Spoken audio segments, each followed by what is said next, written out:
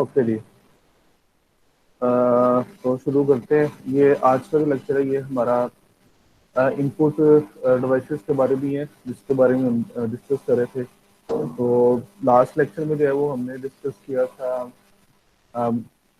Mouse और keyboard को। तो इस लेक्चर में जो है ना हम जो बाकी के जो डिवाइसेस हैं, इनपुट डिवाइसेस हैं, उनको हम डिस्कस करेंगे। तो इससे पहले कि हम जो है वो एक्चुअल डिवाइसेस को डिस्कस करें, कुछ कंसेप्ट हैं उसको हमने देखना है। उसमें जो पहला कॉन्सेप्ट है वो है what is a pixel. Pixel जो है वो क्या होता है। तो पिक्सल या आप उसको कह सकते हैं जी पिक्चर पिक्चर एलिमेंट जो है वो उसको कह सकते हैं। तो ये एक्चुअली एक इसको आप कह सकते हैं कि it's an single point in a raster और बिट मैप इमेज। तो बेसिकली होता है क्या है कि जो डिजिटल एक इमेज है जो कि आप देखते हैं, वो बेसिकली दो तरह के होते हैं। जो भी आप बेटा मेरी आवाज आपको आ रही है ना क्लियर? कोई इशू तो नहीं है? जी सर, आपकी आवाज आ रही है। चलें ठीक है, ओके। तो जो डिजिटल इमेजेस होते हैं ना, वो हमारे पास दो तरह के होते हैं। एक को हम कहते हैं रास्टर इमेजेस कहते हैं, बेसिकली सारा जो भी है वो और दूसरा जो है ना उसको हम कहते हैं वेक्टर इमेजेस। रास्टर वो होते हैं जो कि पिक्सल से मिलकर बनते होते हैं, और वेक्टर्स जो है वो होते हैं कि जो कि वो भी पिक्सल से मिलकर बने होते हैं। लेकिन ये होता है कि इनकी जो रेजोल्यूशन है, ये इनकी जो क्वालिटी है वो पिक्सल से अफेक्ट होती है। पिक्सल वो ऑटोमेटिकली उसको एडजस्ट कर लेते हैं, तो उस वजह से जो है वो ऐसे लगता है कि जिस तरह से कोई उस पर फर्क नहीं पड़ा है। तो अगर आप एक आपके पास एक रास्टर इमेज है, बिट मैप इमेज जिसे कहते हैं, इसका एक और नाम क्या है कि इसको बिट मैप इमेज भी कहा जाता है। तो इसको इसकी जो क्वालिटी है वो अफेक्ट होती है अगर आप इसमें इसका साइज छोटा बड़ा करेंगे, नंबर ऑफ पिक्सल जो है वो कम हो तो उससे इसकी क्वालिटी जो है वो अफेक्ट होती है। लेकिन वेक्टर इमेज के साथ इस तरह से जो है वो नहीं होता। आमतौर पर जो इलस्ट्रेशन पर्पजेस के लिए जो हम इमेज बनाते हैं वो वेक्टर वेक्टर इमेजेस होते हैं। तो हम उसको अगर हम उसको उस इमेज को हम छोटा या बड़ा कर दें तो उससे जो है वो कोई फर्क नहीं पड़ता है। लेकिन अगर कोई रास्टर इमेज है तो उससे उससे जो है वो काफी उसके उसको फर्क पड़ता है अगर उसको उसका साइज को छोटा कर दें या बड़ा कर दें, क्योंकि नंबर ऑफ पिक्सल सेम रहते हैं। तो अगर आप उसका साइज बड़ा करेंगे तो साइज बड़ा करने से क्या होगा कि वो जो नंबर ऑफ पिक्सल उतने होंगे तो पिक्सल बड़े हो जाएंगे और वो विजिबल हो जाएंगे। अच्छा, उसके अलावा क्या है कि pixel generally thought of the smallest single component of a digital image. तो ये जो भी आपको नजर आ रहा है ये सब एक्चुअली पिक्सल्स नहीं है। ये पिक्सल आप कई तरह से आप उसको विजुलाइज कर सकते हैं कि अगर आप कोई जैसे एलसीडी है तो उसमें भी देखें तो उसमें भी एक्चुअली क्या होता है कि छोटे छोटे जो है वो लाइट स्पॉट्स होते हैं जिनको हम पिक्सल कहते हैं। इस तरह से अगर कोई इमेज देखे तो इमेज में भी इस तरह से होता है कि इस तरह से स्क्वायर शेप में या राउंड शेप में जो है वो इस तरह से कंपोनेंट्स होंगे और इसके इस पिक्सल के दो दो इसकी क्वालिटीज होती हैं। जो भी पिक्सल होता है एक इसका कलर होता है और दूसरा ये होता है कि इसकी पोजीशन होती है कि ये किस जगह पे जो है ये लोकेट किस जगह पे।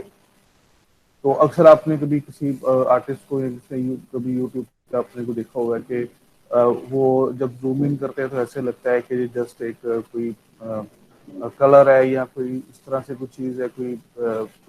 लेकिन जब उसको जूम आउट करते हैं तो एक्चुअली एक इमेज जो है वो बना होता है। कुछ लोग डिफरेंट मीनिंग यूज करते हैं, जैसे वो रूबरिक जो क्यूब होती है उसको यूज करते हैं, या ब्रेड ब्रेड स्लाइसिस को यूज करते हैं। इस तरह से काफ़ी सारी इस तरह की वीडियो शायद आपने जो है वो देखी होगी। तो वो एक्चुअली क्या है कि वो समझ लें कि वो एक तरह के वो पिक्सल्स ही है इनको अगर आप कहें तो। Pixels are normally range in two dimensional grid and are often represented using dots और स्क्वायर। तो उसको डॉट या स्क्वायर से रिप्रेजेंट करते हैं। टू डायमेंशनल ग्रिड का मतलब जो है वो ये है कि उसमें एक्स एक्सिस होगा और वाई एक्सिस होगा, और इनकी जो पोजीशन का जिसमें मैंने कहा था तो उसमें आपको ये बताना है कि उसके एक्स कोऑर्डिनेट्स क्या है और वाई कोऑर्डिनेट्स क्या है। आमतौर पर टू डायमेंशन में जो है वो इस तरह से जो है वो हम बताते हैं कि एक्स और वाई कोऑर्डिनेट्स जो है वो क्या है। तो वो एक्चुअली जो है वो हम इस तरह से इसके अलावा जो है वो क्या है कि ये आप देख सकते हैं। ये एक this is just one pixel. One into one का मतलब है वन पिक्सल। 2x2 का मतलब है कि 2 हॉरिजेंटल पिक्सल है, 2 वर्टिकल पिक्सल है।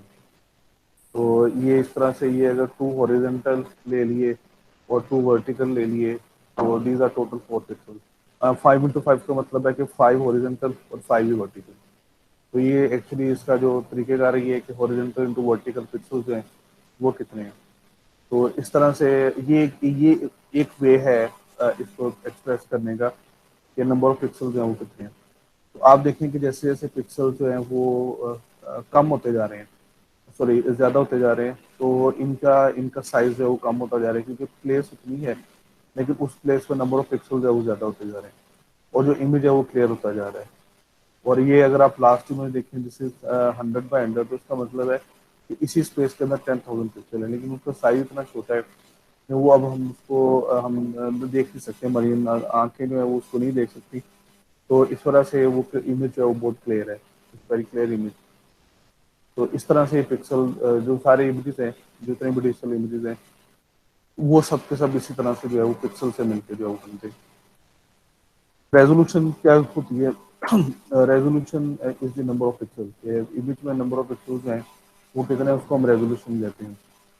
The greater the number of pixel the sharper the image. तो जनरली जो रूल ऑफ थंब है वो ये है कि नंबर ऑफ पिक्सल जितने ज्यादा होंगे, रेजोल्यूशन इमेज है उतना शार्प होगा और उतनी रेजोल्यूशन जो है वो आपको उतना क्लियर इमेज जो है नजर आएगा। तो रेजोल्यूशन ज्यादा होनी चाहिए ताकि जो है वो आपका इमेज जो है वो क्लियर हो। लेकिन इससे फ्लिप साइड इसकी ये होती है कि जितनी रेजोल्यूशन ज्यादा होगी उतने नंबर ऑफ पिक्सल ज्यादा होंगे, उतना उसका साइज भी बढ़ जाएगा। तो ये चीजें जो है ये रिलेटेड है एक दूसरे के साथ। तो रेजोल्यूशन को हम कई तरह से डिस्क्राइब कर सकते हैं। अभी जो मेथड हमने देखा था वो हमने देखा था कि नंबर ऑफ हॉरिजॉन्टल पिक्सेल्स कितने हैं और नंबर ऑफ वर्टिकल पिक्सेल्स कितने हैं, उसको इस तरह से रिप्रेजेंट कर देते हैं 640 × 480। तो ये इस तरह से भी फायदेमंद रहता है कि आपको पता ही चल जाता है कि इमेज किस तरह से है, ये लैंडस्केप में, पोर्ट्रेट में। जिस तरह से इसमें क्योंकि हॉरिजॉन्टल पिक्सल जो उसके कॉलम्स हैं वो ज्यादा है, तो इस वजह से कहते हैं, इस वजह से हम कह सकते हैं कि दिस इज अ लैंडस्केप। इस तरह का जो इमेज होगा, क्योंकि इधर 640 है और इधर 480 है, तो this is a landscape image. तो अगर इसके ये जो हाइट जो है इसकी ये ज्यादा होगी, तो इसका मतलब है कि ये एक पोर्ट्रेट जो है ना इमेज होगा इसमें, जस्ट लाइक दिस। हाइट इसकी जो है वो ज्यादा है, तो this is N portrait image या लैंडस्केप इमेज। ये इससे इससे जो है वो हमें इससे हमें जो है वो पता चल जाएगा। तो एक ये तरीकेकार है। दूसरा तरीका है कि टोटल नंबर ऑफ पिक्सल आप बता सकते हैं। टोटल नंबर ऑफ पिक्सल किस तरह से होंगे कि 3 मेगापिक्सल है। तो इसको ऐसे करते हैं कि जिस तरह से हॉरिजॉन्टल और वर्टिकल पिक्सल है, तो इनको आपस में मल्टीप्लाई करें और फिर उसके बाद इसको 1 मिलियन से डिवाइड कर दे, तो वो मेगा पिक्सल जो है वो आ जाए। तो आजकल जो है जो कैमराज है, अगर उनकी रेजोल्यूशन आमतौर पे जो डिजिटल कैमराज है या जो ये जो आपके मोबाइल फोन के कैमराज हैं, तो इनकी जो रेजोल्यूशन है वो आमतौर पे इस तरह से जो है वो एक्सप्रेस की जाती है कि उसमें जो है वो ये कितने मेगापिक्सल इसकी जो है वो रेजोल्यूशन है। तो कॉमन है, फेयरली कॉमन है। मेरे ख्याल में मैंने शायद सुना है कि अब कोई ऐसा कैमरा भी है जो कि 48 मेगापिक्सल जिसकी रेजोल्यूशन है। टिपिकली आमतौर पे जो है वो लेस 20 या 20 के अराउंड जो है वो इनकी रेजोल्यूशन जो होती है। तो this this is very good resolution. ये बहुत ज़्यादा होती है, लेकिन ये एक तरह से कह लें कि this is not the true resolution. जो असल रेजोल्यूशन होती है जिसकी वो काफ़ी कम होती है। तो ये रेजोल्यूशन जो है वो सॉफ्टवेयर के जरिए इन्हांस की जाती है। वो भी मैं आगे जाकर डिस्कस करेंगे कि वो किस तरह से करते हैं। तो पिक्सल पर लेंथ यूनिट और pixel per unit area such as PPI या डीपीआई भी आप उसको उसको उसे आप रिप्रेजेंट कर सकते हैं। तो पिक्सल पर लेंथ यूनिट और पिक्सल पर यूनिट इस तरह से आप कह सकते हैं कि 1 इंच में या एक कितने जो है वो इसमें पिक्सल्स हैं। तो आमतौर पे जो प्रिंटर्स हैं या जो स्कैनर्स हैं उनकी रेजोल्यूशन इस तरह से रिप्रेजेंट किया। और ये जो रेजोल्यूशन होती है ये क्यू टू रेजोल्यूशन होती है, क्योंकि जो इस तरह से जो है वो अगर आप 48 मेगापिक्सल की बात करते हैं तो इसका मतलब है कि इस तरह से एक अगर इमेज है तो उसके अंदर 48 मेगापिक्सल 48 मिलियन पिक्सल हैं। तो दिस इज ये बहुत ज़्यादा क्वांटिटी है, ये कम नहीं है। तो ये जो आमतौर पर फिजिकल डिवाइस है उसमें इतने इतने पिक्सल्स बिल्ड करना काफ़ी मुश्किल होता है। तो इसलिए इनकी जो ट्रू रेजोल्यूशन है वो काफ़ी कम होती है। ये आगे चल के इंशाल्लाह भी डिस्कस करेंगे। तो इस तरह से भी आप रिप्रेजेंट कर सकते हैं। तो ये 3 तरीके आमतौर पे हैं। मोस्ट कॉमनली जो इमेजेस हैं, जो डिजिटल इमेजेस हैं, उनको इस तरह से रिप्रेजेंट करते हैं। कैमराज वगैरह जो डिजिटल कैमराज हैं उनके आमतौर पर इस तरह से 3 मेगापिक्सल इस तरह से शो करते हैं। और जो स्कैनर या जो प्रिंटर्स हैं उनकी रेजोल्यूशन जो है वो इस तरह से पीपीआई या डीपीआई में जो है वो बदलते हैं। अच्छा, उसके अलावा एक और चीज़ मैंने आपको कही थी कि कलर होता है। एक उसमें दो चीज़ें होती हैं, पोजीशन होती है, दूसरी चीज़ है कि उसका कलर क्या है। तो उसको हम कहते हैं कलर डेप्थ। कलर डेप्थ और bit depth is a number of bits use to represent the colour of a single image. तो मैंने आपको कहा था कि जब अगर आप जब उसकी रेजोल्यूशन अगर आप इंक्रीज करते हैं, रेजोल्यूशन जो है वो अच्छी होनी चाहिए ताकि इमेज जो है वो क्लियर हो, तो उससे साथ क्या होगा कि उसका साइज भी इंक्रीज हो जाएगा। साइज किस वजह से इंक्रीज होता है कि हमें हर पिक्सल के लिए दो चीज़ें, ये मैंने आपको कहा कि दो चीज़ें आपने जो है ना वो स्टोर करनी है। एक चीज़ क्या है कि उसका उसकी पोजीशन क्या है, और दूसरी चीज़ क्या है कि उसका कलर क्या है। तो अब कलर के लिए क्या है कि हम बिट्स यूज़ करते हैं, कि हमें बिट्स जो है वो हम उनको यूज़ करते हैं। बिट्स का जैसे आपको बता दिया था 0 या 1।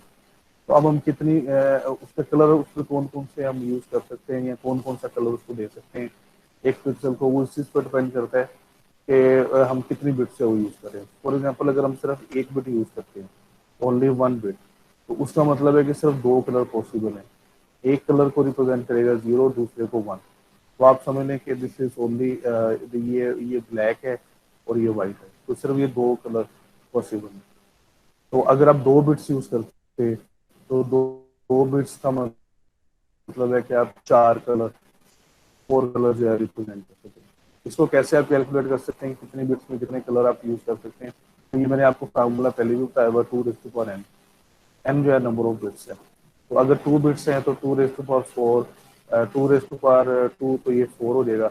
अगर एट बिट्स है, 2 रेज़ टू पावर 8, तो ये हो जाता है 256, ये हो जाएगा।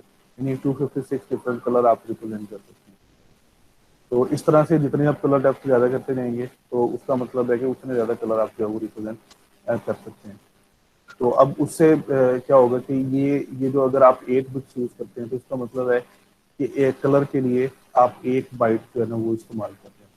और अगर एक आपका इमेज है फॉर एग्जांपल कि 48 मेगापिक्सल का, ये 48 जो है वो 48 मेगापिक्सल का एक इमेज है, तो उसका मतलब है कि सिर्फ अगर आप सिर्फ 256 यूज़ कर रहे हैं, 8 बाइट्स 8 बिट्स जो यूज़ कर रहे हैं, ये 1 बाइट यूज़ कर रहे हैं वो कलर, तो इसका 48 मिलियन जो है वो बाइट्स आपको चाहिए।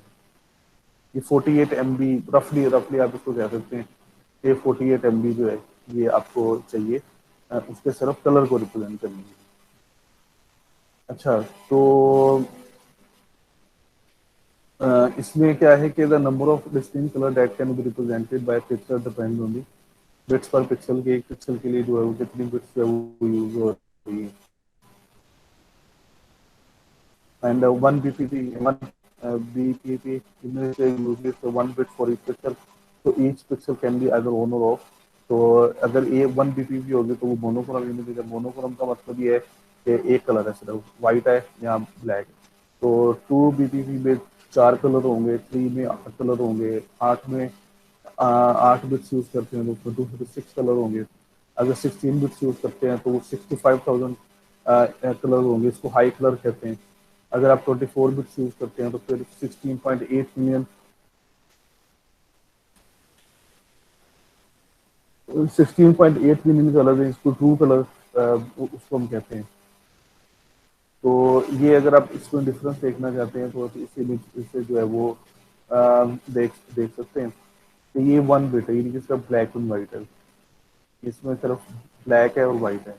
ये 2 बिट्स हैं, इसमें 4 कलर है, यानी इसका मतलब है कि एक 0 होगा और दूसरा जो है वो 3 होगा। अगर डेसिमल में देखें तो ये अगर सपोज कि ये अगर ब्लैक है और ये 3 जो है वो वाइट है, तो दो दो इसके अंदर और मजीद है ब्लैक एंड वाइट के अंदर। तो यहाँ से अगर आप जाएंगे तो ये थोड़ी सी इसमें आप समझ लें कि 75% ब्लैक है और 25% जो है ना वाइट है। तो यहाँ पे अगर जाएंगे तो 50% वाइट और 50% ब्लैक, और यहाँ पे तो जाके 100% जो है वो ब्लैक जो है वो देगा। ये 8 बिट है, इसमें 256 कलर हैं, और ये 24 बिट है जो कि इसको भी हमने ट्रू कलर जो है वो हमने है। तो ये देखिए कि शार्प और क्रिस्प बिल्कुल इमेज है, और सब कलर जो है वो बहुत ज़्यादा क्लियर है। तो जितने आप कलर डेप्थ लेवल करते जाएंगे उतने आपका इमेज जो है वो क्लियर होता है। लेकिन जाहिर सी बात है उससे फिर उसका साइज भी जो है वो बढ़ेगा, क्योंकि यहाँ पर 24 बिट का मतलब ये है कि एक कलर के लिए, एक पिक्सल के कलर के लिए आप 3 बाइट्स जो है वो यूज कर रहे हैं। तो जितने आप देख लें कि उसकी जितनी रेजोल्यूशन ज्यादा होगी उतना इमेज का साइज है वो ज्यादा होगा। अगर आप इन चारों इमेजेस को देखें, तो इसमें सबसे कम साइज जो है वो इस इमेज का होगा। उसके बाद फिर इसका, और फिर इसका सबसे ज़्यादा जो साइज़ है, जो साइज़ है वो इस इमेज का जो है वो, क्योंकि इसकी कलर डेप्थ जो है वो ज़्यादा है। तो साइज़ से मुराद ये है कि इसका जो इसके लिए जो बिट्स हैं, जो इसका वॉल्यूम है वो डिस्क पे जो है वो ज़्यादा होगा। अच्छा, उसके बाद हमने कलर मॉडल को डिस्कस करना है। दो तरह के वैसे कलर मॉडल होते हैं। ये भी हम एक डिस्कस कर रहे हैं, आरजीबी कलर मॉडल है। तो इसके अलावा एक है वो CMYK के कलर मॉडल है, उसको हम जब प्रिंटर डिस्कस करेंगे उसको हम जो है वो हम देखेंगे। तो जो आरजीबी कलर मॉडल है ये बेसिकली एडिटिव कलर मॉडल है। इसका मतलब ये है कि जो कलर्स हैं ये ऐड करने से बनते हैं, और इसमें इसमें बेसिकली 3 कलर होते हैं, रेड, ग्रीन एंड ब्लू। तो ये आपको पता है कि ये फंडामेंटल 3 कलर हैं, और जो भी कलर्स हैं वो आप इन तीनों कलर्स को डिफरेंट प्रोपोर्शन में मिला के जो है वो बना सकते हैं। अच्छा, these colors are added to produce a broad array of colors. Main purpose of the RGB color model is for the sensing, representation, and display of images in electronic systems such as televisions and computers. और दूसरा जो है वो हमारे पास CMY के colour model है, जिसको कि हम सब्ट्रैक्टिव कलर मॉडल कहते हैं। ये 3 4, इसके अंदर 4 कलर होते हैं। बेसिक इसके अंदर भी 3 है, सियान, मैजेंटा और येलो। एक ब्लैक इसका एक कलर होता है। ये जो कलर मॉडल है ये प्रिंटिंग में इस्तेमाल होता है। Use in printing, MCMR model works for partially or entirely masking certain colors on typically white background that is absorbing particular wavelength of light. तो इसमें इसको सब्ट्रैक्टिव कलर इसलिए कहते हैं कि ये जो सियान इंक, ये जो 3 तरह की इंक है, ये कुछ कुछ कलर्स को अब्जॉर्ब कर लेते हैं और बाकी कलर्स को रिफ्लेक्ट कर देते हैं। अब ये जो लास्ट जो पॉइंट है इसमें अगर आप देखें, cyan ink reflect all but the red light, यानी कि रेड लाइट को अब्जॉर्ब कर लेती है। जो नेचुरल लाइट है वो आपको पता है कि उसके अंदर 7 कलर होते हैं, लेकिन ये 3 फंडामेंटल कलर है, रेड, ग्रीन और ब्लू। तो अब होगा क्या है कि जब किसी भी सरफेस पे लाइट गिरेगी तो उसमें से जो सियान इंक होगी वो रेड कलर अब्जॉर्ब कर लेगी। तो इसका मतलब है उसमें से आपको रेड कलर नजर नहीं आएगा। तो अगर आप एक इमेज में से रेड कलर को बिल्कुल माइनस करना चाहते हैं तो उस पर आप सियान जो है वो आप 100% जो है वो यूज करें। The yellow ink will reflect all but the blue light and magenta ink will reflect all but green light. तो अब आपने ये करना है कि जिस कलर को आपने जिस प्रोपोर्शन में ऐड करना है, तो आपने क्या करना है कि उसके अकॉर्डिंगली आपने ये इसको सियान को, मैजेंटा को, येलो को यूज करना है। तो ब्लैक को हम इसलिए यूज करते हैं कि ये जो सियान, मैजेंटा, अगर आप इन तीनों कलर को 100% यूज करें, इनकी इनकी जो इंटेंसिटी है वो 100% लें, तो फिर जो है वो क्या होगा कि सारे कलर्स को अब्जॉर्ब कर लेंगे, और आपको फिर कोई, ब्लैक का मतलब है no colour, this mean no colour. तो इसमें फिर बहुत ज़्यादा आपकी इंक जो है कंज्यूम होगी। तो उसकी जगह क्या करते हैं, अगर हमने ब्लैक जैसे कोई टेक्स्ट प्रिंटिंग करनी है तो उसमें हम क्या करते हैं, फिर हम अब बजाय कि तीनों कलर को हम यूज़ करें, हम एक ब्लैक सेपरेट कलर होता है, फिर हम उसको जो है इस्तेमाल करते हैं। तो अच्छा, उसकी रीज़न क्या है कि this is because cyan light is an equal mixture of green and blue, yellow is an equal mixture of red and green, and magenta is light is an equal mixture of red and blue। तो ये colour wheel है, इसको आप देख सकते हैं।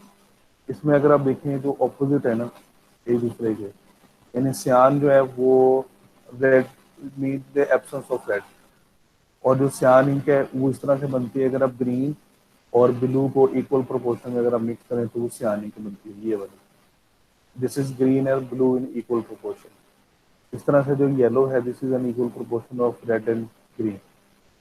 और इस तरह से जो मैजेंडा है, this is equal proportion of red and blue.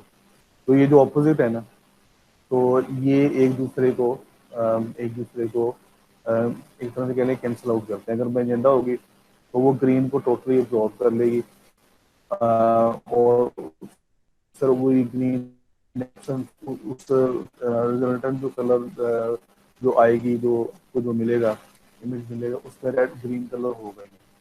इस तरह से आप देख लें कि ये सियानिन का, ये मिजेंडा इनका है, ये येलो है, और जहाँ पे ये तीनों मिलती है तो वहाँ पे व्हाइट कलर आपको जो है वो मिलता है। तो दिस इज द कलर। इसको इसको कलर व्हील जो है वो कहते हैं। तो आप ये देखें कि इस तरह से आप डिफरेंट कलर जो हैं वो इससे बना सकते हैं।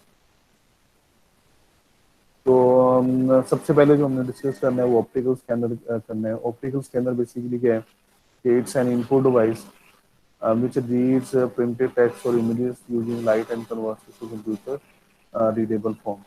तो अगर आपके पास कोई इमेज है या कोई टेक्स्ट है, तो उसको अगर आप किसी डिजिटल इमेज में कन्वर्ट करना चाहते हैं, उसके लिए हम जो है वो हम ये ऑप्टिकल स्कैनर जो यूज करते हैं। ऑप्टिकल का मतलब ये है कि इसमें लाइट जो है वो इस्तेमाल होती है। समवट जो लाइट है उसके जरिए हम ये काम जो है वो करते हैं, इस प्रोसेस को जो है वो हम देखते हैं। इस तरह के आपने शायद आपने ये देखे हो इस तरह के स्कैनर जो हैं, जो फोटो कॉपी मशीन भी होती है वो भी हाफ स्कैनर और हाफ प्रिंटर होता है।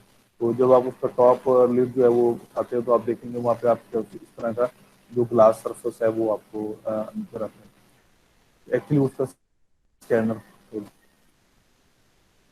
तो इस तरह के भी स्कैनर होते हैं, इस तरह का ये आप देखें, दिस इज आल्सो स्कैनर। अच्छा, ये काम कैसे करते हैं? सबसे पहले हमने जो उसको देखना है कि डॉक्यूमेंट की स्कैनिंग जो है किस तरह से होती है। तो ये एक इमेज जो है वो पहले हम देखते हैं, फिर उसको डिटेल से एक्सप्लेन करते हैं। तो सबसे पहले आपने ये करना है कि ये एक ग्लास सरफेस है। ये खास तरह का एक हमारे पास स्कैनर होता है जिसको फ्लैट बर्ड स्कैनर कहते हैं। तो उसमें इस तरह से एक ग्लास का एक फ्लैट सरफेस होगा।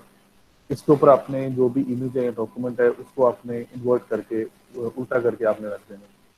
तो उसके बाद क्या होता है कि स्कैनर के अंदर जो है ना वो एक लाइट सोर्स लगा होता है, कि लैंप होता है जिसमें से लाइट निकलती है। तो ये लाइट जो है वो इस डॉक्यूमेंट या इमेज के ऊपर जाके जो है वो स्ट्राइक करती है। जब स्ट्राइक करती है तो फिर ये यहाँ से स्ट्राइक करेगी और फिर रिफ्लेक्ट होकर ये एक मिरर के ऊपर जो है वो गिरती है। अच्छा, ये जो लाइट सोर्स है ना ये मूव कर सकता है, ये आगे पीछे जो है वो मूव कर सकता है। अब इसमें से भी हमने देखा था कि अगर ये कलर डॉक्यूमेंट है तो उसमें क्या होगा कि इसके जब आप ये इसके ऊपर ये वाइट लाइट गिराएंगे जो कि नेचुरल लाइट होती है, तो वो कुछ कुछ कलर्स को अब्जॉर्ब कर लेगी, कुछ कलर्स को रिफ्लेक्ट करेगी। तो इस तरह से जो हर हिस्से से जो रिटर्न होके आने वाली जो लाइट की वेवलेंथ है वो डिफरेंट होगी। तो इस इमेज ने उनको एज इट इज जो है वो क्या करना है कि इसको रिफ्लेक्ट कर देना है। तो उसके बाद क्या होता है कि फाइनली ये लाइट जो है वो सीसीडीज पे गिरती है। सीसीडीज बेसिकली क्या है, ये फोटो सेल्स होते हैं। और फोटो सेल्स के मतलब आपको पता है कि ये क्या होते हैं कि ये लाइट लाइट को क्या करते हैं कि लाइट को कन्वर्ट करते हैं करंट में। ये जो आजकल सोलर लाइट सोलर जो पैनल लगते हैं वो भी एक्चुअली ये होते हैं कि लाइट को करंट में कन्वर्ट करते हैं, लेकिन ये उनके लिए बहुत ज़्यादा सेंसिटिव होते हैं। और चूंकि एक हल्की स्लाइड सी चेंज एक करंट में जो है वो डिफरेंट कलर का उसका मतलब होता है कि डिफरेंट कलर है। तो ये सीसीडीज जो है ये भी क्या होती हैं, इनको कहते हैं चार्ज कपल्ड डिवाइसेस। तो ये क्या करते हैं कि ये जो इनके ऊपर लाइट गिरती है उसको करंट में कन्वर्ट कर देते हैं। लेकिन ये जो करंट होता है ये एनालॉग ये होता है एनालॉग करंट, इसको हम कहते हैं। एनालॉग का मतलब है कि आपको पता है कि जो एसी की वेवलेंथ है वो कुछ इस तरह से होती है, इस तरह से साइन वेव जो है वो होती है। तो इसमें भी इस तरह से होता है कि एक तरह की कहने की साइन वेव टाइप होती है, क्योंकि कलर कलर के हिसाब से जो है जितनी लाइट रिफ्लेक्ट होकर आ रही है उसके हिसाब से इसकी जो पीक है वो कम या ज़्यादा जो है वो होगी। लेकिन ये हमें पता है कि कंप्यूटर तो डिजिटल है, वो तो एनालॉग नहीं है। तो फिर हमें इसको ये करना पड़ता है कि इसको एनालॉग से डिजिटल में कन्वर्ट करना पड़ता है। ये जो एडीसी है ये एक इलेक्ट्रॉनिक सर्किट होता है, इसको हम कहते हैं एनालॉग टू डिजिटल कन्वर्टर। तो ये क्या करता है कि ये जो है ये जो उसको एनालॉग सिग्नल मिलता है उसको डिजिटल में कन्वर्ट कर देता है। यानी कि इसके बाद आपको जो कंप्यूटर की तरफ जा रहा है दैट इज एक बिट, इस तरह से जो है बिट्स जारी होंगी, वो इस फॉर्म में जो है वो होती है। तो ये जो एनालॉग जो साइन वेव फॉर्म है वो इस तरह से डिजिटल वेव फॉर्म में जो है वो कन्वर्ट हो जाती है। फिर आपका इमेज जो है वो एक डिजिटल फॉर्मेट जो है वो कन्वर्ट हो जाती है। तो ये सारा प्रोसेस जो है ये जो है वो सारा मैंने आपको एक्सप्लेन कर दिया है। यहाँ से कि डॉक्यूमेंट को प्लेस करना है स्कैनर पे, फिर लाइट रिफ्लेक्ट होती है और हर कलर डिफरेंट होता है, तो वहाँ से लाइट रिफ्लेक्ट होकर जो आती है वो भी डिफरेंट होती है।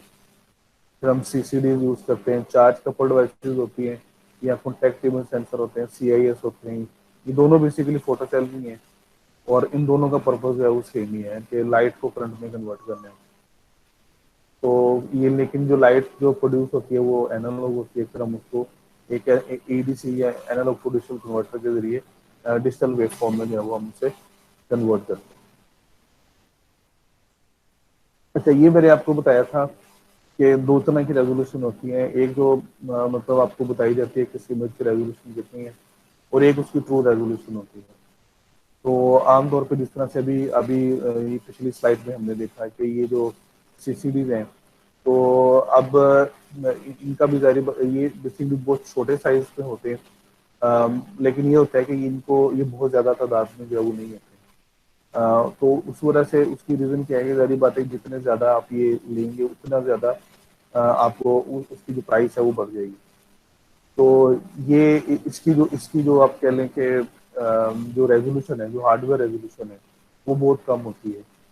वो आमतौर पर जो है जैसे 300 बाई 300 या 300 डॉट्स, ये जो डीपीआई जो है वो, इसका मतलब है तकरीबन जो है वो ये 9,000 300 और उसके बाद 90,000 जो है वो डॉट्स पर इंच में होंगे।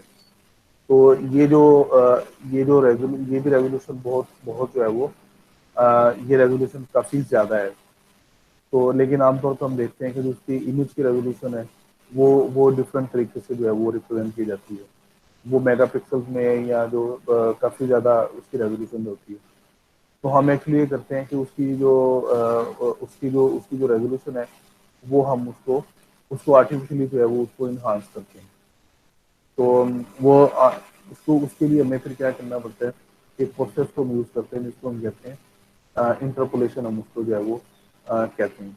तो इंटरपोलेशन में हम क्या करते हैं कि दो पिक्सल के दरम्यान में एक नया पिक्सल जो है वो ऐड करते हैं। तो वो पिक्सल हम कैसे ऐड करते हैं कि हम अब उसमें पोजीशन तो उसकी पता चल जाती है कि इसके दरम्यान में एक नया पिक्सल आएगा दो पिक्सल के दरम्यान में। लेकिन ये है कि इसको हम कलर जो है वो क्या देंगे, हम उसको कलर इसका क्या देंगे, तो हम इनका एवरेज कलर देते हैं। फॉर एग्जाम्पल कि अगर इसका कलर व्हाइट है और इसका ब्लैक है, तो ये जो है वो 50% व्हाइट होगा, 50% जो है वो ब्लैक, यानी कि दोनों की एवरेज जो है वो होगी। तो इस तरह से जो है वो हम उसकी उसकी जो इमेज की रेजोल्यूशन है वो हम इनहांस करते हैं। तो आमतौर पर जो भी डिजिटल कैमराज हैं या मोबाइल फोन्स हैं, वो इमेजेस की जो रेजोल्यूशन है वो इसी तरीके से जो है वो इनहांस करते हैं। वो यही तरीके का जो है वो यूज़ करते हैं, इंटरपोलेशन को जो है इसी को यूज़ करके वो इमेज की जो रेजोल्यूशन है उसको उसको जो है वो इन्हांस करते हैं, उसको इंक्रीज करते हैं। ठीक है, तो ये उसकी एक एग्जांपल है कि अगर आपने क्या करना है कि अगर उसकी जो हार्डवेयर रेजोल्यूशन है वो 300 बाई 300 है, और जो इंटरपोलेटेड जो है उसको आपको करना चाहते हैं 600, तो आपने ये करना है कि जो हॉरिजेंटली जितने जो उसके रो है, जिस तरह से उसमें रोज एंड कॉलम्स होंगे, तो आपने एक्चुअली क्या करना है कि क्योंकि आपने हॉरिजेंटल पिक्सल जो है वो डबल करने हैं, तो आप क्या करेंगे हर पिक्सल के बाद एक नया पिक्सल जो है ऐड करें, और इसका जो कलर होगा, जो नया पिक्सल आप ऐड करेंगे इसका कलर जो है, तो जिन दो पिक्सल के दरम्यान में उसको ऐड कर रहे हैं उनका उनका एवरेज जो है वो होगा। ठीक है, तो स्कैनर की देख रहे थे, स्कैनर की हमारे पास चार टाइप्स होती हैं। फ्लैट बेड स्कैनर होते हैं। इनको जो हमने क्लासीफाई किया है हमने दो तरह से हमने किया है। उसके दो दो क्राइटेरिया हमने किए हैं कि इसमें जो लाइट सोर्स है वो मूव कर रहा है या नहीं कर रहा, और पेज जो है वो मूव कर रहा है नहीं कर रहा। जो फ्लैट बेड स्कैनर होते हैं, इसकी सबसे बड़ी निशानी क्या होती है कि इसमें एक रेक्टेंगुलर सरफेस होगा और इसमें ये ग्लास का एक रेक्टेंगुलर सरफेस होता है। तो इसमें पेज मूव नहीं करता, लेकिन जो लाइट सोर्स स्कैनर के अंदर होता है वो मूव करता है। दूसरे जो शेड फेड स्कैनर है, और इसमें लाइट सोर्स स्टेशनरी होता है लेकिन पेज मूव करता है। हमारे पास पेन टाइप है, जो पोर्टेबल स्कैनर हैं, और ये छोटा जैसे जो कि बार कोड है उसको रीड करने के लिए यूज करते हैं। फिर हमारे पास ड्रम या रोटरी स्कैनर हैं, तो इसमें दोनों मूव करते हैं, लाइट सोर्स भी मूव करते हैं, पेज भी मूव करते हैं, और इनकी जो स्कैनिंग स्पीड है वो बहुत ज़्यादा होती है। तो ये आप देखिए, ये चार टाइप के हैं। ये जो है सबसे पहले ये फ्लैट बेड है। ये जिस तरह से आपको बताया कि इसकी निशानी है कि इसमें रेक्टेंगुलर सरफेस होगा।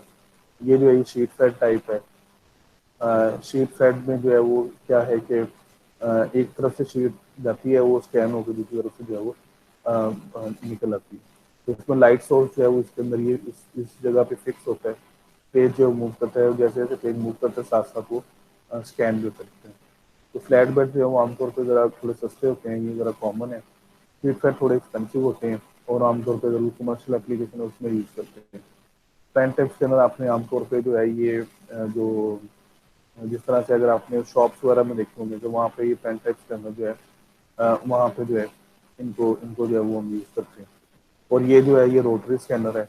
तो इसमें इसमें क्या होता है कि इसमें एक से ज़्यादा लाइट सोर्स होते हैं। तो उसमें होता ही है कि जब एक पेज को आप उसके अंदर फीड करते हैं तो एक लाइट सोर्स जो है वो पेज भी मूव कर रहा होता है, साथ साथ लाइट सोर्स भी मूव कर रहा होता है। तो जब दूसरा पेज करेंगे तो फिर इसी ड्रम के ऊपर, ये एक ड्रम आप देख रहे हैं कि आपको ड्रम शेप नजर आ रही होगी, तो इसके ऊपर दूसरा एक और जो है ना वो एक लाइट सोर्स लगा होता है। इस तरह से वो दूसरा दूसरा जो है वो दूसरा पेज होगा तो दूसरा लाइट सोर्स, तीसरा से तीसरा पेज होगा तीसरा लाइट सोर्स। तो ये साथ साथ ये घूमता रहेगा और साथ साथ पेज भी इसके अंदर मूव करते रहेंगे। तो दोनों चीजें जो है वो हो रही है, लाइट सोर्स भी मूव कर रहा है ओवर दिस ड्रम, और जो पेज है वो भी मूव कर रहा है। तो इनकी जो स्कैनिंग स्पीड है वो बहुत ज्यादा होती है, और आमतौर पर जो बहुत ज्यादा हैवी किस्म की कमर्शियल एप्लीकेशन है उसमें इसको जो है वो हम यूज कर सकते हैं। उसके बाद हमने स्कैनर्स को ही डिस्कस करना है, लेकिन स्कैनर्स की जो है वो आप कह लें कि एक उसकी एक टाइप है, उसको जो है वो हमने डिस्कस करना है, जिसको हम कहते हैं सोर्स डेटा एंट्री डिवाइसेस कहते हैं। तो source data entry devices basically करती हैं कि the devices that are used to directly input data from computer after reading it from some source. तो ये बेसिकली स्कैनर ही है, लेकिन इसको स्लाइड इसको मॉडिफिकेशन की हुई है। और ये आप कह रहे हैं कि कोडेड इनकोडेड फॉर्म में, इनकोडेड फॉर्म में जो डाटा होता है वो रीड कर सकते हैं। इनकोडेड डाटा आप उसको जो है वो कह सकते हैं। और आमतौर पर ये जो इनकोडेड डाटा होता है ये बार कोड के फॉर्म में होता है। बार कोड जिसको हम कहते हैं, अगर आप कोई भी प्रोडक्ट लें तो उसकी बैक साइड पे अगर आप देखें तो आपको ब्लैक और वाइट ब्लैक बार नजर आएंगे, उसमें वाइट स्पेसिंग होती है, तो वो उसको हम बार कोड जो है वो कहते हैं। These devices can read data in the encoded form, commonly known as USSD devices। जो है वो हमारे पास है, बारकोड रीडर है, ऑप्टिकल कैरेक्टर रिकग्निशन है, ऑप्टिकल मार्क रिकग्निशन है, और मैग्नेटिक कैरेक्टर रिकग्निशन है। इसमें से जो ये पहली तीन डिवाइसेस हैं ये ऑप्टिकल डिवाइसेस हैं, और जो आखिरी डिवाइस है ये ऑप्टिकल नहीं है, ये मैग्नेटिक है, जिस तरह से इसके नाम से जाहिर है कि मैग्नेटिक कैरेक्टर रिकग्निशन। तो अब इन चारों को जो है वो हम वन बाय वन जो है वो देखते हैं। फिर ये स्मार्ट कार्ड है, स्मार्ट कार्ड भी इसकी कैटेगरी में जो आते हैं, और ये भी मैग्नेटिक, इसको भी आप कह सकते हैं this is magnetic device. Advantages क्या हैं? Source data entry devices substantially reduce data input, increasing performance of system, fast and accurate data input, saves time and improves efficiency, ideal to use environment where bulk data input is required quickly and accurately, and where user of system are not proficient in computing usage. For example shopping mall, बस and train station. तो आप किसी shopping mall पे गए, वहाँ पे आपने चीज़ें जो है वो परचेज की हैं। अब आप क्या चाह रहे हैं, बिल कर रहे हैं, काफ़ी ज़्यादा चीज़ें जो है वो आपने परचेज कर ली हैं। जैसे आपको इतफाक हुआ होगा ये शॉपिंग मॉल्स में जाने का, जैसे ये कार्टफोर है या मेट्रो वगैरह है, या कोई भी इसके अलावा अल्फता स्टोर है, या इस तरह के स्टोर में अगर आप कभी गए हैं तो आपने शॉपिंग किया, तो बाद में अगर आपने बिल करवाना है, अगर वो मैन्युअली बिल करने लगे एक एक प्रोडक्ट को चेक करके उसको प्राइस लिख के फिर उसको मैन्युअली ऐड करें, तो उसमें काफ़ी ज़्यादा टाइम लग जाएगा। उसकी बजाय वो लोग क्या करते हैं कि वो बारकोड हर प्रोडक्ट पे लगा होता है, उसको वो स्कैन करते हैं और उसको फिर वो जैसे वो स्कैन करते हैं ना, बारकोड एक्चुअली होता है कि नंबर्स होते हैं सिर्फ। उसमें उसमें कोई उसकी प्रोडक्ट की प्राइस वगैरह नहीं लिखी होती, वो एक तरह से उसका एक कोड लिखा होता है, एक न्यूमेरिक उसका जिस तरह कह लें कि सीरियल नंबर या कुछ भी आप उसको कह सकते हैं, वो एक्चुअली लिखा होता है। तो उस वो आप सेव कर लेते हैं। वो आप इंटर करते हैं, जैसे ही कंप्यूटर में इनपुट इनपुट करते हैं तो बारकोड हर प्रोडक्ट का यूनिक होता है। तो वो जब जैसे ही आप इनपुट करते हैं उसे तो इनपुट इनपुट करने से क्या होता है कि वो जो उससे उसका जो आप कह सकते हैं कि उसका जब नंबर वो इनपुट हो जाता है तो बैकएंड पे जो डेटाबेस है वहां से हम उस प्रोडक्ट की जो डिस्क्रिप्शन है वो वो जो है वो कंप्यूटर में फिर लोड कर लेते हैं।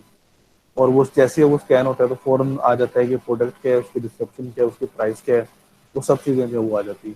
और बाद में जो उसकी सॉफ्टवेयर है वही उसको ऐड कर लेता है और बिल फाइनली बिल आपके सामने जो है वो आ जाता है।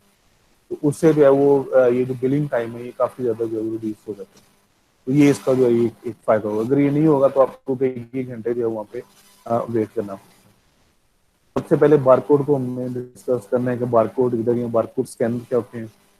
A barcode reader or barcode scanner is used to read barcode printed on various surfaces. A barcode is a machine readable representation of information in usual format on a surface, and barcode stored data in bits and spacing of printed parallel lines.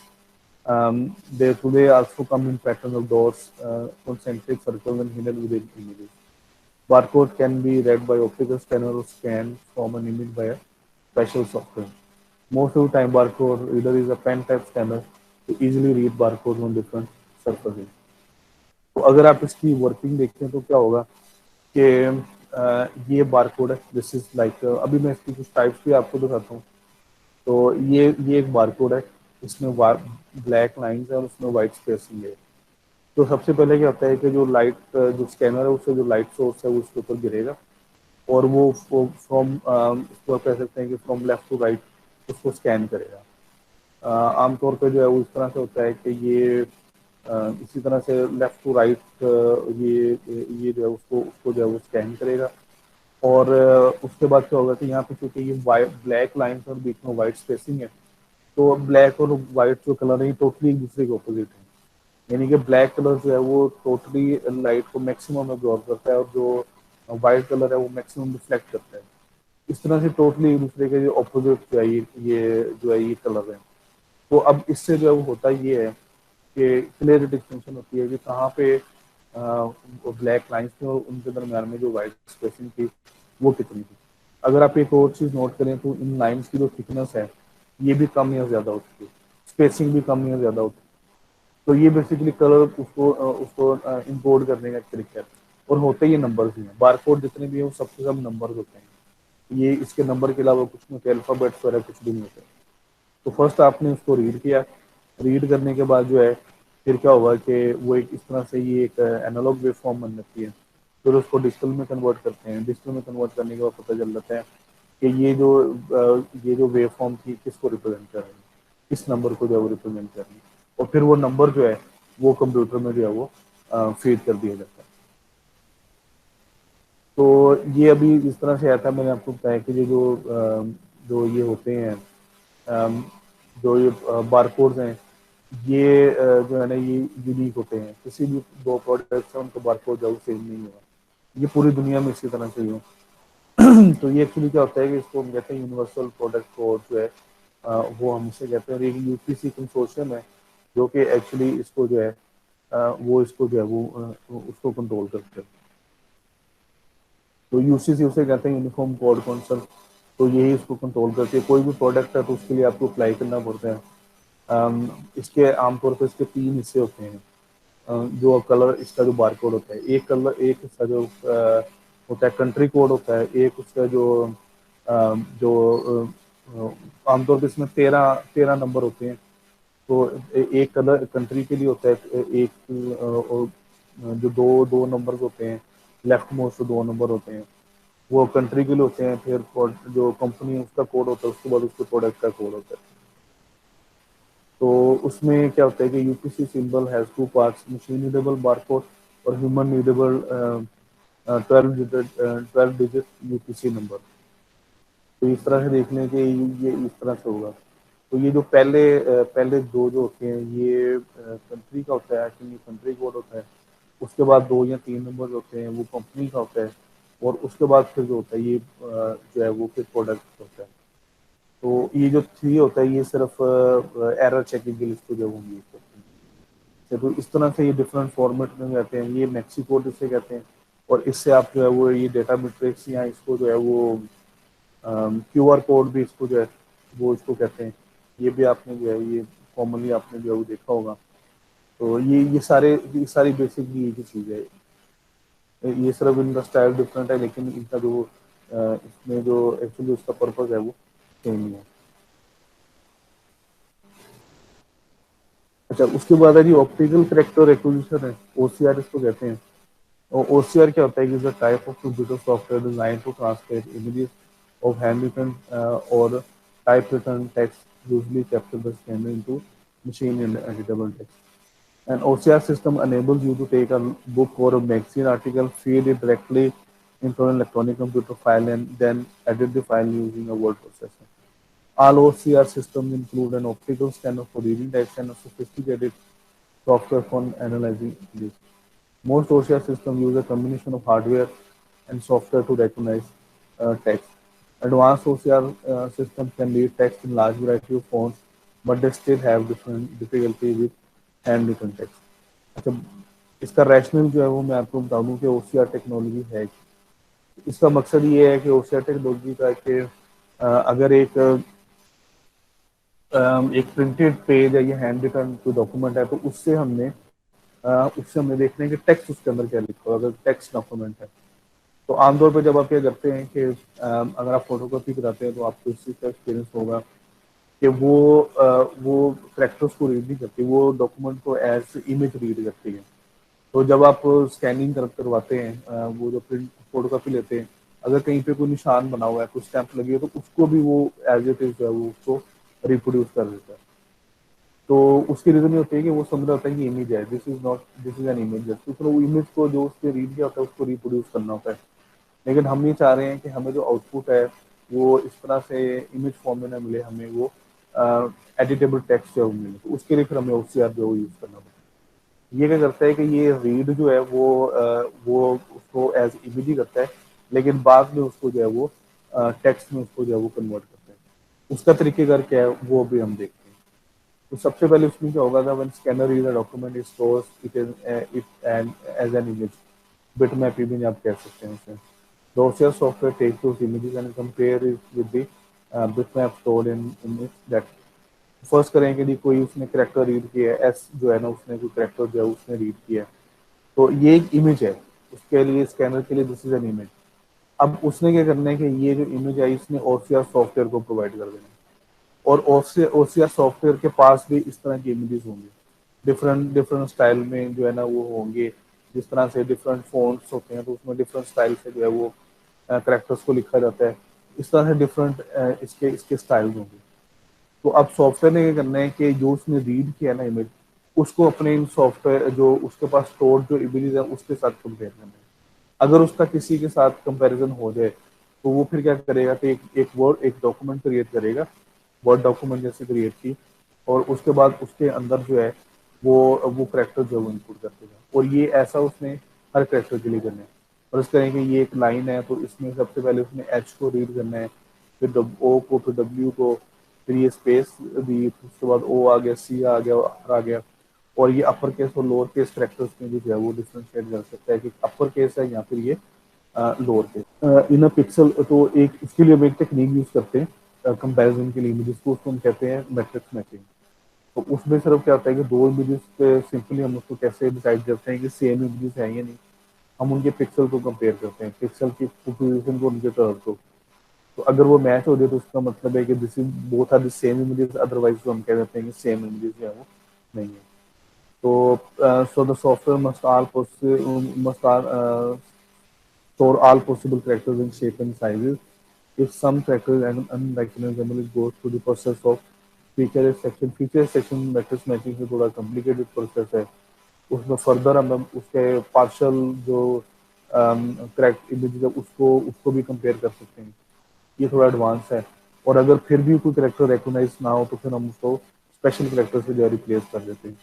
और finally OCR करता है कि वो spelling check जो है ना वो run करता है। तो इस तरह से स्पेल चेक से अगर वो मजीद उसके अंदर कोई मिस्टेक होती है तो वो भी निकल आती है। तो ओसीआर आमतौर पर जो है ना वो जो प्रिंटेड टेक्स्ट है उसको तो बहुत अच्छी तरह से उसकी जो रीड करने की एक्यूरेसी है वो बोल सकते हैं। लेकिन हैंड रिटन टेक्स्ट जो है ना उसमें भी आप कह लें कि इतना जो है ना वो प्रोफेशन नहीं है। अब कुछ एआई टेक्निक्स हैं वो डेवलप की जा रही हैं ताकि जो है ना वो हैंड रिटन टेक्स्ट है उसको भी जो है वो हम उसको भी जो है वो रीड कर सकें। फिर हमने देखना है जी जो हमारी नेक्स्ट है वो that is an optical mark recognition, OMR कहते हैं। ऑप्टिकल मार्क रिकग्निशन या ऑप्टिकल मार्क रीडिंग जिसको कहते हैं, process of capturing human mark data from document form such as surveys and test. And data is captured by contrasting reflectivity at predetermined position on a page. By shining a beam of light onto a document, the scanner is able to detect a marked area because it is more reflective than an unmarked surface. Some OMR devices use form which are pre-printed into onto transoptic paper and measure the amount of light which passes through the paper. And the mark on either side of the paper will reduce the amount of light passing through the paper. तो अगर आपने may be आपने कोई experience हुआ, अगर आपने कोई entry test वगैरह दिया है मेडिकल का, अगर आपने एंट्री टेस्ट दिया है तो उसमें क्या होता है कि एमसीक्यूज टाइप क्वेश्चन होते हैं और आपको आंसर इस तरह से दिया होता है कि आपको एक आंसर शीट प्रोवाइड की जाती है और उसके ऊपर इस तरह से होता है कि क्वेश्चन का नंबर है और उसके बाद ए बी सी इस तरह से लिखा होता है, ए बी सी डी, और फिर सर्कल बने होते हैं जस्ट लाइक दिस वन। तो अब उसमें आपको ये इंस्ट्रक्शन ये दी जाती है कि जो आंसर करेक्ट है उस सर्कल को आप फिल कर दें। इस तरह से आपको कहा जाता है इसको कम्प्लीटली जो है फिल करना। तो अब ये सारा सारा पेपर आपने इस तरह सॉल्व कर लिया। अब इसकी मार्किंग इस तरह से होती है, इसको एक स्कैनर में से गुजारते हैं। आमतौर पे वो आप कह लेंगे जो शीट फेड किस्म का स्कैनर है वो होता है। जब वो स्कैनर में से गुजरती है तो वो देख लेता है, एक पैटर्न रीड कर लेता है कि क्वेश्चन नंबर 1 में पैटर्न क्या था कि कौन सा सर्कल जो है वो डार्क था चारों में से। और उस पैटर्न को जो उसके पास जो मास्टर जो आंसर जो कह लेंगे जो की है, जो मास्टर की है उसके साथ वो कंपेयर करता है। दोनों कंपेयर करता है, अगर कंपैरिजन मैच हो जाए तो वो करेक्ट आंसर है, अदरवाइज वो इनकरेक्ट आंसर होता है। तो अब इसके दो तरीके हैं। यहाँ पे क्योंकि लाइट है, ये एक ऑप्टिकल डिवाइस है, तो अब आपने यहाँ पे ये करना है कि इसको ज़्यादा रिफ्लेक्टिव बनाना है बाकियों से, ताकि इन बाकियों से ज़्यादा लाइट रिफ्लेक्ट होकर वापस आए, या फिर ये है कि ये लाइट को ब्लॉक कर दे और ये बाकी जो है वो ब्लॉक ना करे। लेकिन आमतौर पर इस तरह से होता है कि हम स्पेशल एक पेपर यूज़ करते हैं जिसको हम कहते हैं ट्रांस ऑप्टिक पेपर। तो ये ट्रांस ऑप्टिक पेपर जो है ये बेसिकली जो है वो क्या करता है कि ये इसमें से लाइट गुजर जाती है। तो हम क्या करते हैं कि हम जब हम एक सर्कल को डार्क कर देते हैं तो ये लाइट को ब्लॉक कर देते हैं, इसमें से लाइट जो है वो फिर नहीं गुजर सकती। तो अब होता इस तरह से है कि जब इसमें से लाइट नहीं गुजरेगी और बाकी में से इजीली गुजर जाएगी, तो ये एक पैटर्न जो है वो रीड हो जाएगा कि कौन सा सर्कल जो है वो इनमें से जो है वो डार्क है। और फिर उसको जो मास्टर की है उसके साथ कंपेयर करते हैं। अगर ये 100% मैच हो जाए तो फिर आपका करेक्ट आंसर, अदरवाइज आपका जो इनकरेक्ट आंसर है। इसलिए वो कहते हैं कि जी आप इसको कम्प्लीटली इसको फिल करें, और अगर आप इनकम्प्लीट फिल करेंगे तो उससे हो सकता है कि वो प्रॉपरली अगर वो नहीं रीड करता, या आप दो सर्कल्स को जो है वो फिल कर देते हैं तो उससे भी पैटर्न मैच नहीं होगा, और वो जो आपका जो आंसर है वो इनकरेक्ट जो है वो मार्क हो जाता है। ये इस तरह से जो होता है, ये इस तरह से देख लेंगे, इस तरह से वो होते हैं जैसे अभी देख सकते हैं। तो आपने क्या करना है कि आपने सर्कल को जो है वो डॉट करना है। और आमतौर पर शीट पैड किस्म का स्कैनर होता है, उसको जो है वो हम उसको वो इसमें जो है वो यूज़ करते हैं। तो क्योंकि एग्जाम जो अगर देते हैं, हज़ारों की तादाद में बच्चे एग्जाम देते हैं, और उसको जो है वो क्विकली उसको स्कैन करने के लिए इसका बेहतर तरीका ये है कि ये शीट पैड किस्म का स्कैनर है, वही जो है इस्तेमाल किया है। यूजेज इसके क्या है कि रिसर्च में यूज़ होते हैं, सर्विस में यूज़ होते हैं, कंज्यूमर सर्विस में, टेस्ट और असेसमेंट में यूज़ होते हैं, वैल्यूएशन एंड फीडबैक में यूज़ होते हैं, डेटा कंपाइलेशन में, प्रोडक्ट वैल्यूएशन में, टाइम सीरीज इन्वेंट्री अकाउंट्स में, membership subscription form, lotteries, voting वगैरह में इसको वो यूज़ करिए। नहीं, जहाँ पे भी एक ऐसा सिनेरियो है कि जहाँ पे आप ऑप्शन दे सकते हैं, फिर आप एक बता सकते हैं कि ये है, जिस तरह से असेसमेंट में होता है, यहाँ टेस्ट दे रहे हैं तो वहाँ पे पता है कि एमसीक्यू टाइप क्वेश्चन है, उसके 4 ऑप्शन है, तो 4 में से एक आपने सेलेक्ट करना है, तो वो आप इसमें जो है वो कर सकते हैं। ये कोडिंग पोस्टल कोड वगैरह में कर सकते हैं। फिर जो हमारी नेक्स्ट डिवाइस है that is known as the magnetic ink character recognition, या इसको MICRB जो है वो कहते हैं। ये जो हमारी सोर्स डेटा जो इंट्री डिवाइसेज जिनको हम डिस्कस कर रहे हैं, तो उसमें से ये एक डिवाइस है जो कि नॉन नॉन ऑप्टिकल यानी कि मैग्नेटिक डिवाइस है।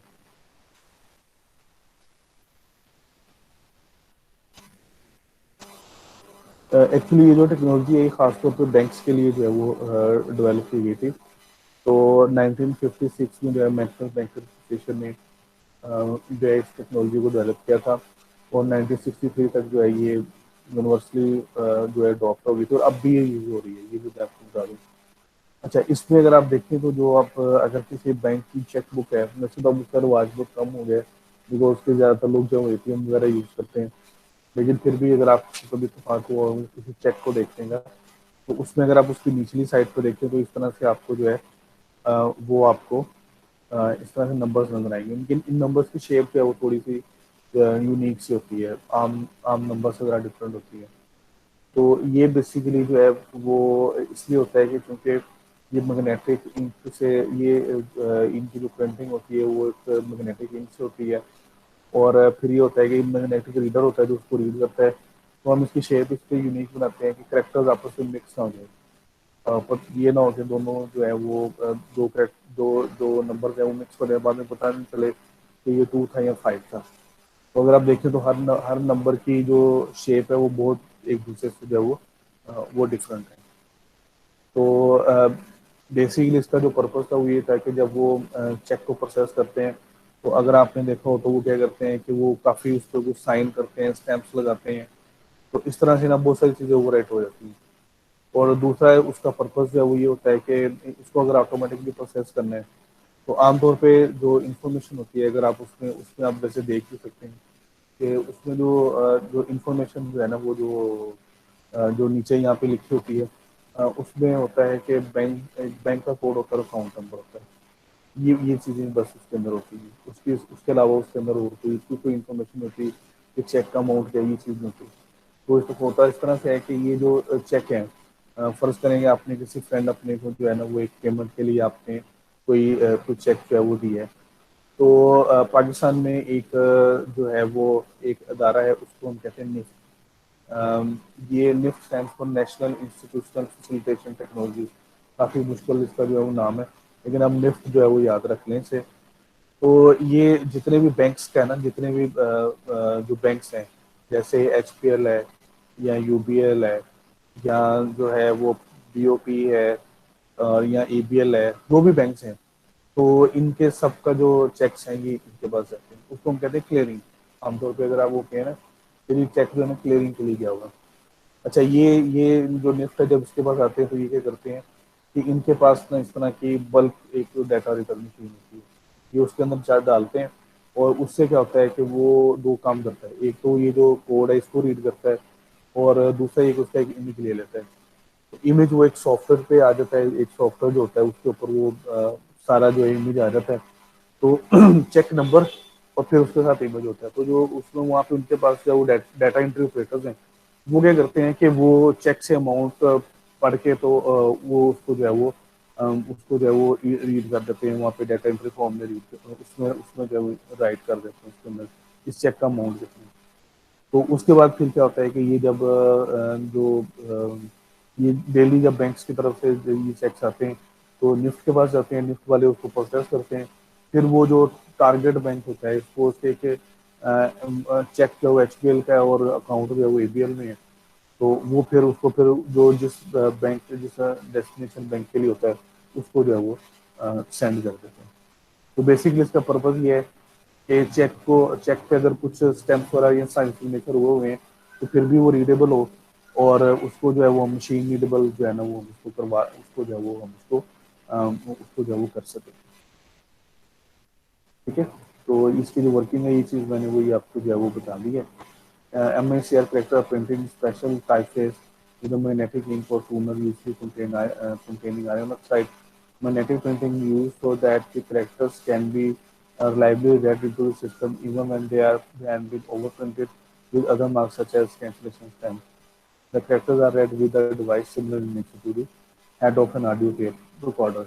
क्योंकि मैग्नेटिक डिवाइस होती है तो उस तरह से जिस तरह से ऑडियो टेप्स हैं उसके उसके हेड की तरह जिसकी जो है वो शेप जो होती है तो ये आप देख सकते हैं कि ये एक है इस तरह इसके साइड से जब उसको स्कैन करते हैं ये इसके अंदर जो है वो उसको इसको स्कैन करते हैं तो स्कैनिंग के दौरान में जब वो रीड कर लेता है कि ये जो है इसके ऊपर क्या लिखा है वैसे ये अभी कह लें कि पोर्टेबल टाइप पे स्मॉल स्केल में है जो मैंने लिफ्ट में मशीन देखी थी तो वो तो काफ़ी बड़ी होती है वो तो काफ़ी बड़ी जो है वो मशीन है और उसमें जो है वो काफ़ी अब कह लें कि हज़ारों की तादाद में चेक्स जो हैं वो एक दिन में जो है प्रोसेस करते हैं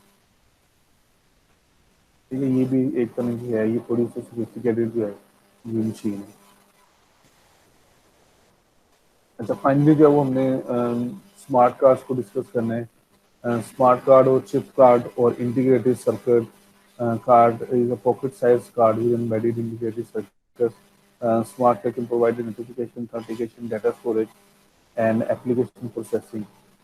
तो इसकी जो है वो टाइप्स होती हैं वो होती हैं कि कॉन्टैक्ट स्मार्ट कार्ड तो उसके लिए फिजिकल कॉन्टैक्ट चाहिए होता है बिटवीन कार्ड और रीडर के दरमियान में और कॉन्टैक्ट तक स्मार्ट कार्ड होते हैं just tapping with reader required no actual physical contact और एप्लीकेशन इसके जो है वो एटीएम कार्ड आपके वो भी इसी कैटेगरी में आते हैं few card mobile phone SIM etcetera और पब्लिक ट्रांसपोर्ट में ट्रैवल कार्ड अगर आपने मेट्रो वगैरह पे सफर के लाहौर दिल्ली जो ऑरेंज ट्रेन है उसमें भी वो यूज वहाँ पे भी यूज होती हैं हेल्थ कार्ड ये कुछ इसकी जो है उसकी है टाइप से इसकी मोस्ट कॉमन जो है वो जो है वो जो है ये जो एटीएम कार्ड है वो एक्चुअली क्या है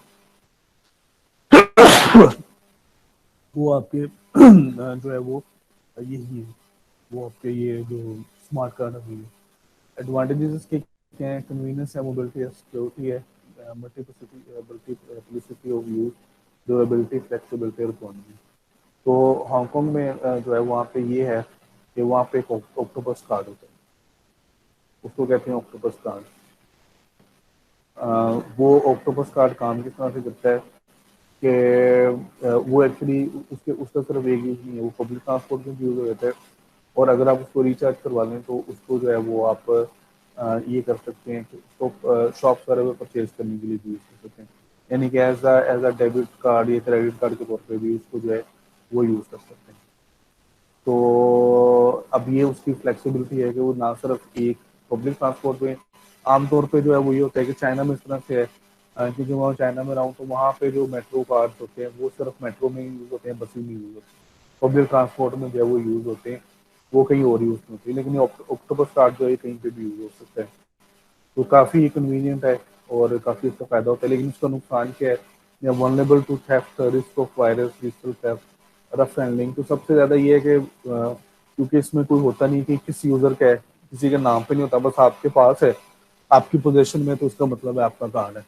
अगर नहीं है तो फिर नहीं दैट्स ओके तो अगर गुम हो गया और उसमें बैलेंस भी था तो वो आपका समझ लें कि नुकसान ही हुआ क्योंकि जो जो पर्सन जिसने वो कार्ड लिया है तो वो फिर ये है कि फिर आप उस पर तो कह नहीं सकते कि या ना ये पता चल सकता है कि वो कार्ड किसने लिया और कौन उसको जो है वो यूज़ कर रहा है क्योंकि उसमें कोई बाई नेम होता नहीं एटीएम कार्ड में थोड़ा सा ये उसका फ़ायदा होता है कि जो एटीएम कार्ड्स होते हैं उसमें चूंकि वो यूज़र की इन्फॉर्मेशन होती है और फिर वो किसी एटीएम पे जाके चूँकि यूज़ करते हैं अकाउंट इन्फॉर्मेशन वगैरह होती है तो उसका फ़ायदा ये होता है कि वो फिर उसको ट्रेस किया जा सकता है कि किसी बंदे ने उसको यूज़ तो नहीं किया या कहाँ पे जो है वो यूज़ किए हैं और एटीएम जहाँ पे उनको यूज़ करते हैं वहाँ पे भी जो है वहाँ पे कैमरा वगैरह लगे होते हैं तो वहाँ से आप उसको आइडेंटिफाई कर सकते हैं तो लेकिन ये जो ट्रैवल जो ये जो पब्लिक ट्रांसपोर्ट वाले कार्ड है इसमें इतनी इतनी ज़्यादा जो है फंक्शनैलिटी इसके अंदर जो है वो नहीं होती तो दो तरह के जैसे आपको कहा कि ये होते हैं एक कॉन्टेक्ट स्मार्ट कार्ड होते हैं इसमें ये करना होता है कि ये जो एटीएम कार्ड है इसमें क्या है कि आपको मशीन के अंदर इंसर्ट करने होते हैं तो लेकिन इसके अलावा होते हैं कि जिसको कॉन्टैक्ट लेस कहते हैं उसमें एक्चुअली कॉन्टैक्ट नहीं करना पड़ता है सिर्फ रीडर के साथ आपको उसके करीब लाना पड़ता है तो उसके लिए जो हम टेक्नोलॉजी यूज़ करते हैं उसको हम कहते हैं NFC, नियर फील्ड कम्युनिकेशन जो है वो कहते हैं। तो इसमें क्या होता है कि सिर्फ आपको लेट्स से कि लेस देन 1 इंच जो है ना वो आपका डिस्टेंस होना चाहिए, तो वो फिर उसको जो है वो रीड कर सकते हैं। तो इसमें फिर फायदा इसलिए है कि आपको किसी मशीन के अंदर उसको इंसर्ट करने की जरूरत जो है वो नहीं है। जस्ट आप उसको टैप करें, हल्का सा टैप करें, तो उसको जो है वो रीड कर लेते हैं। और इस तरह से अगर आपने ऑरेंज ट्रेन में सफर किया तो वहाँ पे भी देखा होगा कि आपको वो कॉइन मिलते हैं।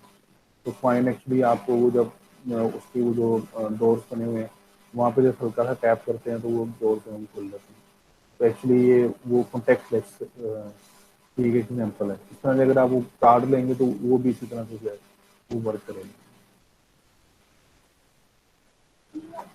अच्छा, फाइनली जो है वो हमने डिवाइस जो है वो हमने जो रीड करनी है, that is a digital camera. Digital camera is electronic device use to capture and store photograph electronically in a digital format instead of using photographic film like the conventional cameras or recording images in an analog format to a magnetic tape like many video cameras. Modern compact digital cameras are typically multifunctional with some devices capable of recording sound and or video as well as photograph. तो ये digital cameras आजकल तो बहुत common है। लेकिन मे भी अगर आप अपने किसी बड़े से पूछें तो उनसे पूछ लीजिएगा कि लिए यशिका का कैमरा होता था वो क्या होता था, उसका क्या पर्पज होता था। तो वो आपको अपनी जो मेमोरीज है वो शेयर करेंगे। तो उस दौर में ये होता था कि एक मतलब फोटोग्राफिक फिल्म एक यूज होती थी, उसको कैमरे के अंदर आपको डालना पड़ता था। और फिर ये होता था कि वो उसके बाद जो है ना फिर आप ये करते थे कि उसको करके फिर जब आप इमेज एक्सपोज कर लेते थे तो उसको डेवलप करवाएं, फिर उसको प्रिंट करवाएं। लेकिन डिजिटल कैमरा ने सब चीज़ें चेंज कर दी हैं। अब डिजिटल कैमरा में होता है कि आपको फोटोग्राफी फिल्म यूज़ करने की जरूरत नहीं है। तो इसके अंदर उसी तरह से जिस तरह हमने CCD या वो दूसरी हमने देखा था तो वो इसके अंदर होती है। तो आप क्या करते हैं कि जो जो भी आप इमेज आप कैप्चर करते हैं वो डायरेक्टली डिजिटल फॉर्मेट में जो है वो कैमरा के अंदर स्टोर होता है। तो उसको स्कैन करने की जरूरत है उसको नहीं है।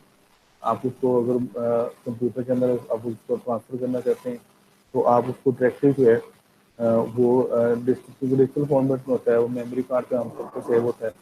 तो मेमोरी कार्ड से डायरेक्टली जो है वो आप उसको कंप्यूटर के अंदर जो है वो सेव कर सकते हैं। तो ये इसका जो है ये इसका एक बेनिफिट जो है वो इसका जो है वो होगा। तो दूसरे अगर आपने प्रिंट करना है तो आप उसको प्रिंट भी करवा सकते हैं, उसकी रेजोल्यूशन काफ़ी अच्छी होती है। तो आप उसको जो है वो बड़ी इजीली जो है वो आप उसको जो है वो प्रिंट जो है वो करवा सकते हैं। तो काम ये किस तरह से करता है कि इसमें इस तरह से कि लेंस है, लेंस से जो है ना वो लाइट जो है वो आती है। और यहाँ पे जो पुराने कन्वेंशनल कैमरास थे उसमें ये बैक साइड पे जो है वो फोटोग्राफी फिल्म होती थी, लाइट इसके ऊपर गिरती थी। लेकिन यहाँ पे CCD या फोटो सेल है, तो ये क्या करते हैं कि ये जो भी लाइट इसके ऊपर गिरती है उसको करंट में कन्वर्ट करते हैं। लेकिन ये करंट एनालॉग होता है, तो एनालॉग को A to D सर्किट की मदद से जो है वो हम डिजिटल में कन्वर्ट करते हैं। और ये एक DSP होता है, ये पुलिस वाला DSP नहीं है, this is actually digital signal processing, इसको जो है वो हम कहते हैं। तो इसका जो काम है वो ये है डिजिटल सिग्नल प्रोसेसिंग का कि ये एक्चुअली क्या करता है कि अगर इमेज के अंदर कोई नॉइज हो तो उसको रिड्यूस कर देता है। तो ऑडियो रिकॉर्डिंग में और इस तरह के इमेजेस में जो है उसको यूज़ किया जाता है। और बाद में उसको कैमरा कैमरा के अंदर भी उसकी थोड़ी सी मेमोरी होती है, लेकिन आप एक्स्ट्रा जो है वो मेमोरी कार्ड जो है ना वो यूज़ कर सकते हैं। और जो इमेज है अपना वो उसको इसके ऊपर जो है वो आप इसके अंदर जो है वो आप उसको उसमें जो है वो स्टोर कर सकते हैं। और बाद में आप उसको जो है वो अपने कंप्यूटर में जो है वो ट्रांसफर कर सकते हैं। ठीक है, ये सारी वो मैंने बता दी है जो एक्सप्लेन मैंने आपको कर दिया है। Working of digital camera is very much similar to conventional camera except that it stores images in electronic form rather than on photographic film. Light enters the camera through front lens, which focuses onto the charge coupled device in the CCD, and there are a number of individual photo sites in the CCD, each acting as a single pixel. Light after passing through the lens called on photo sites, which converts to light to convert. The amount of current is proportional to the intensity of the light. Analogue current is converted to digital form to an analogue to digital converter. तो इसकी जो types हैं वो typical जो उसके type है कि इसमें कॉम्पैक्ट डिजिटल कैमरा है, तो जिस तरह से सोनी का कैमरा ये, तो इसका ये है कि जो लेंस होता है वो उसकी कभी जब आप उसको ऑन करते हैं तो इसका एक लेंस जो है वो बाहर निकलता है। तो ये कैजुअल यूज के लिए है, इसको पॉइंट एंड शूट कैमरा भी इसको कहते हैं। पॉइंट एंड शूट का मतलब जो है वो ये है कि आपने जस्ट इसमें कोई ज़्यादा आपको जो है ना वो मेहनत नहीं करनी पड़ती। जस्ट आपने ये करना है कि जहाँ पे आपने उसको कोई इमेज आपको लेना है तो जस्ट उसके ऊपर पॉइंट करें, बाकी मोस्टली सेटिंग जो है ना वो इसके अंदर जो है ना वो हो जाती है। अच्छा, इसके अलावा ये ब्रिज कैमराज हैं, high end cameras, auto focus, to some extent DSLR, तो ये भी कुछ हैं इनको ब्रिज कैमराज भी कहते हैं। ये प्योर डीएसएलआर नहीं होते, ये ज़रा तो थोड़े से जो है वो आप कह लेंगे लेसर क्वालिटी के होते हैं। फिर हमारे पास डिजिटल डीएसएलआर इनको हम कहते हैं, digital single lens reflect camera. तो ये सबसे अला क्वालिटी की समझी जाती है, these are the highest quality. तो ये पुराने जो एसएलआर कैमरे हैं उनके डिजिटल फॉर्म है, ये काफ़ी एक्सपेंसिव भी होते हैं। और ये जो कैमराज हैं ये इनकी जो इमेज क्वालिटी सबसे अच्छी है। और फिर उसके बाद ये हमारे पास स्मार्ट डिजिटल कैमराज हैं, ये जैसे मोबाइल फ़ोन में जो कैमराज लगे हुए हैं वो भी ये स्मार्ट डिजिटल कैमराज भी आप उनको जो है वो उनको जो है वो आप कह सकते हैं। इसके अलावा एक और है, मैं इसको मैंने यहाँ पे मेंशन नहीं किया लेकिन आपको मैं बता रहा हूँ, तो उसको हम कहते हैं मिररलेस। ये आजकल की एक नई जो है वो नई सेंसेशन है। सोनी के जो है वो काफ़ी कैमराज हैं जो इस कैटेगरी में जो वो आते हैं। तो इसमें ये होता है कि इस तरह से ये जो डीएसएलआर है इसमें इसमें लेंस लगता है, तो इसके अंदर जो है ना वो इस तरह का सिस्टम नहीं होता, वो डायरेक्टली जो इमेज है वो आप कह लें कि जो सीसीडी है ये डिजिटल फॉर्मेट में कन्वर्ट होता है। लेकिन ये है कि ये बहुत एक्सपेंसिव है, जो मेरे ख्याल में जो सस्ता तरीन भी आपको जो कैमरा मिलेगा ना वो तकरीबन सोनी का वो है A5 है शायद, अल्फा इस तरह करके है, मुझे उसका मॉडल थोड़ी भूल गया। तो वो भी आपको कैमरा पुराना, वो तकरीबन 7-8 साल पुराना कैमरा, वो भी आपको 60-70 हज़ार में जो है वो आपको कैमरा है। लेकिन इनका ये है कि इनकी जो क्वालिटी है वो बहुत अच्छी है, बहुत अच्छी क्वालिटी के जो इसके कैमरा है। तो अगर आप उसकी रेजोल्यूशन देखें तो इनकी रेजोल्यूशन क्या होती है, तो आजकल तो काफ़ी ज़्यादा में, जैसे मैंने आपको बताया था कि 48 मेगापिक्सल के भी जो है वो कैमराज हैं। लेकिन ये है कि आमतौर पे जो है ना वो आपको जो आजकल के हिसाब से अगर आप देखें तो तकरीबन 15 to 12 मेगापिक्सल तक का जो कैमरा है वो आपको ईजीली मिल जाएगा। तो उसमें अगर आप देख लें जो रेजोल्यूशन होती है, तो ये जो है ना ये 1 मेगापिक्सल रेजोल्यूशन है, ये this is the megapixel resolution. तो इसको हम कहते हैं, क्योंकि आप इन दोनों को मल्टीप्लाई करें तो ये थोड़ा सा 1 मिलियन से थोड़ा सा ऊपर है, तो इसको आप कहते हैं दिस इज 1 मेगापिक्सल। तो उसके बाद ये 2 मेगापिक्सल कैमरा, तो ये 4 मेगापिक्सल है। और ये जो कह लें कि कुछ अर्सा पहले तक टॉप ऑफ द लाइन थे, देवर 11 मेगापिक्सल, लेकिन आजकल जैसे आपको पहले आपको 48 मेगापिक्सल तक के जो है वो कैमरा आए हैं, जो कि काफ़ी जो है वो कॉमन है। तो ये आप देख लें कि अगर आप डिफरेंट मेगापिक्सल के कैमरा से लेते हैं तो इनफैक्ट होता ये है कि ये इतना समझ लें कि अगर आप इस इमेज को अगर आप देखें तो इतना इमेज जो है ना ये वाला जो इतना इतना हिस्सा है, ये इमेज जो है ये 1 मेगापिक्सल कैमरे का, ये 2 मेगापिक्सल का, ये 3, ये 4 और ये 5। तो जितना आप उसके पिक्सल, जारी बात है नंबर ऑफ पिक्सल उसकी रेजोल्यूशन इंक्रीज करते जाएंगे, उतना इमेज का साइज जो है वो जो है वो बेहतर बेहतर होता जाएगा। अच्छा, फाइनली जो हमने डिवाइस पे जो हमने डिस्कस कर दी है वो माइक्रोफोन है। माइक्रोफोन या माइक इसको कहते हैं, this is an acoustic to electric transducer. Transducer एक ऐसी डिवाइस होती है जो कि या सेंसर आप कहने होता है कि जो साउंड को जो है वो इलेक्ट्रिकल सिग्नल में जो है वो कन्वर्ट करता है। और माइक्रोफोन, अच्छा ये सिर्फ एक डिवाइस आपको मिलेगी कि जो कि साउंड इनपुट के लिए जो है वो आप यूज़ कर सकते हैं, यानी कि जहाँ पे भी साउंड इनपुट है तो वहाँ पे माइक जो है वो यूज़ हो रहा है। किसी भी सिनेरियो में, चाहे मोबाइल फ़ोन में अगर आपने साउंड इनपुट करनी है, कैमरा में करनी है, या सिर्फ आपने साउंड इनपुट करनी है, तो वहाँ पे आपने माइक्रोफोन जो है वो आपने आपने जो है वहाँ पे आपने उसको जो है वो यूज़ करना है। तो इसकी काफ़ी टाइप्स हैं, काफ़ी टाइप के जो है ये माइक्रोफोन होते हैं। तो उसको जो है वो हम देखते हैं। पहले इसकी वर्किंग देख लेते हैं कि वर्किंग किस तरह से है इसकी। तो मैं आपको ब्रीफली जो है वो मैं बता देता हूँ। ये एक इसको हम कहते हैं डायनेमिक माइक्रोफोन, उसकी एक एग्जांपल है। और इसका जो वर्किंग प्रिंसिपल है जो माइक्रोफोन का, बिल्कुल जिस तरह से इंसान हमारे जो कान है वो काम करते हैं, बिल्कुल उस तरह से काम करते हैं। तो ये आपको बताइए कि ये साउंड वेव्स होती हैं, दीज आर साउंड वेव्स। ये आपको बताइए कंप्रेशन और रेयर फ्रैक्शन पे मुश्तमिल होती है। अच्छा, ये साउंड वेव जो है ये एक आप कह लें कि एक पर्दा सा आप कह सकते हैं, उसको डायफ्राम कहते हैं। उससे उससे जो है वो टकराती है। जब उस पर्दे से टकराती हैं डायफ्राम से, तो ये वाइब्रेट करता है, आगे पीछे वाइब्रेट करते हैं।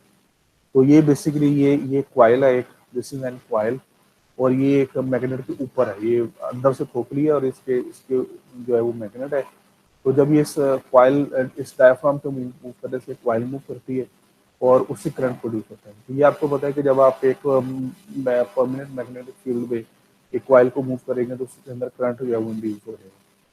तो अब ये जो जितना करंट इंड्यूस होता है ये इस चीज़ पर डिपेंड करता है कि ये वाइब्रेशन कितनी, जितनी ज़्यादा वाइब्रेशन होगी उतना ज़्यादा करंट जो है वो प्रोड्यूस होगा।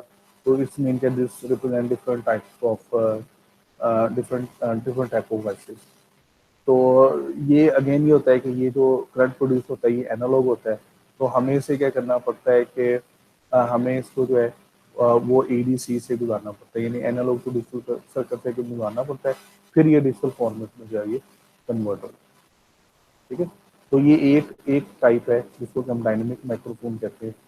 और ये उसमें उसकी वर्किंग जो है, बाकी भी जो माइक्रोफोन है टाइप की उसमें भी तकरीबन जो है वो ये जो उसका जो वर्किंग प्रिंसिपल है वो सिमिलर। ठीक है। तो डायनामिक माइक्रोफोन में consists of diaphragm or coil which is rolled over a permanent magnet. Sound waves strike the diaphragm which starts vibrating back and forth. The diaphragm also sets into motion coil attached to it. The coil is present in the magnetic field of permanent magnet. Motion of coil in the magnetic field causes the current to flow in the current. Induced current होते हैं. This current is analog form, so analog to digital converter converts it to digital form. तो इसकी कुछ types हैं।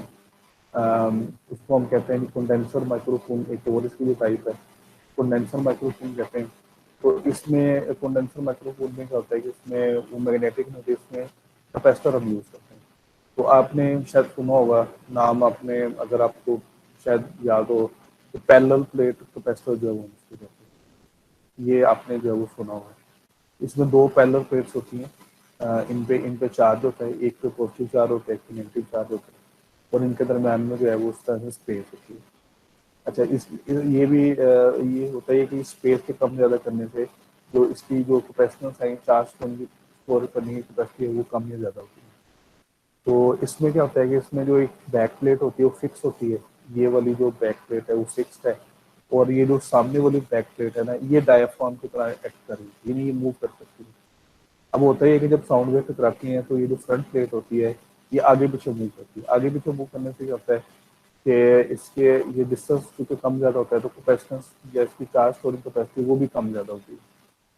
तो अगर वो जो एक्स्ट्रा जो चार्ज होता है, जो एक्स्ट्रा इसके अंदर जो मूव करने से जो अगर एक्स्ट्रा चार्ज होता है वो फिर करंट के इस तरह से वो आप कह लें कि वो सर्किट में जो फ्लो होता है।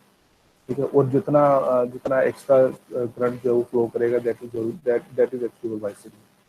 तो इसमें हमें एक बैटरी भी यूज़ करनी पड़ती है ताकि हम इस कैपेसिटर को जो है वो इसको जो है वो चार्ज कर सकें। ठीक है। इसको हम कहते हैं कंडेंसर माइक्रोफोन कहते हैं। And it consist of a parallel plate capacitor, one plate of capacitor acts as diaphragm, other is held stationary. Sound waves strike the diaphragm and move it back and forth. A capacitor for parallel plate capacitor changes by changing distance between the plates.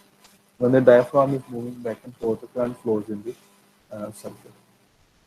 और इसके जो एक और है बस ये हम इसको दो तीन इसके और टाइप हैं।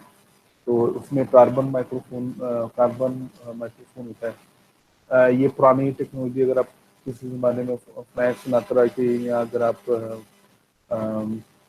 किसी पुराने सिंगर के अगर आप देखें तो बड़े बड़े माइक्रोफोन होते थे, वो कार्बन माइक्रोफोन थे। इस तरह से रिबन माइक्रोफोन होता है। और इसके अलावा एक पीजो इलेक्ट्रिक माइक्रोफोन है। ये एक बेसिकली क्रिस्टल, पीजो इलेक्ट्रिक एक क्रिस्टल्स होते हैं। इनका ये होता है कि इन पे जब प्रेशर अप्लाई किया जाता है तो करंट प्रोड्यूस करते हैं। तो ये जो पीजो इलेक्ट्रिक माइक्रोफोन है, ये बहुत छोटे साइज के होते हैं, और आमतौर पे जो कैमराज वगैरह हैं मोबाइल फोन में, वो इसी टाइप के जो माइक्रोफोन है वो इस पर जो है इस्तेमाल किया जी। तो नेक्स्ट लेक्चर में इंशाल्लाह जो है वो हम डिस्कस करेंगे आउटपुट डिवाइसेस।